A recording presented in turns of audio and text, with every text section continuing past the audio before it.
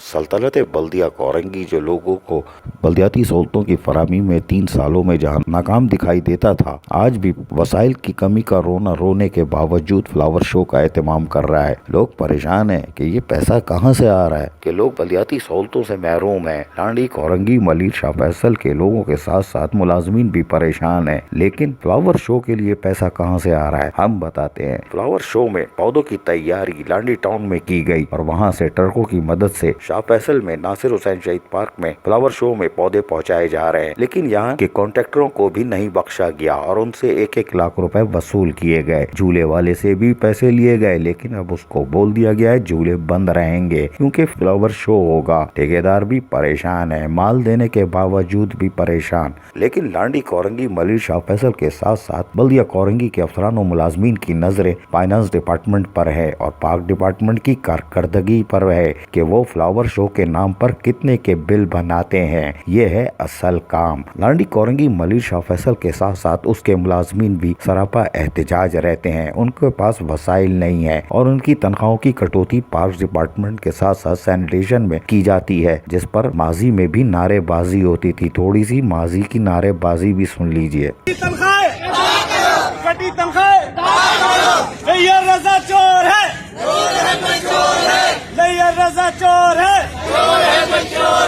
सल्तनत बल्दिया कोरंगी की राया परेशान है, अफसरान और मुलाजमीन हो या लांडी, कोरंगी, मलिर, शाह फैसल के लोग। लेकिन फ्लावर शो देखकर खून के आंसू रो रहे हैं और उनको पता है कि इदारे खुश नहीं करेंगे। अजीज आरिफ, KBS बल्दियाती न्यूज़, कराची।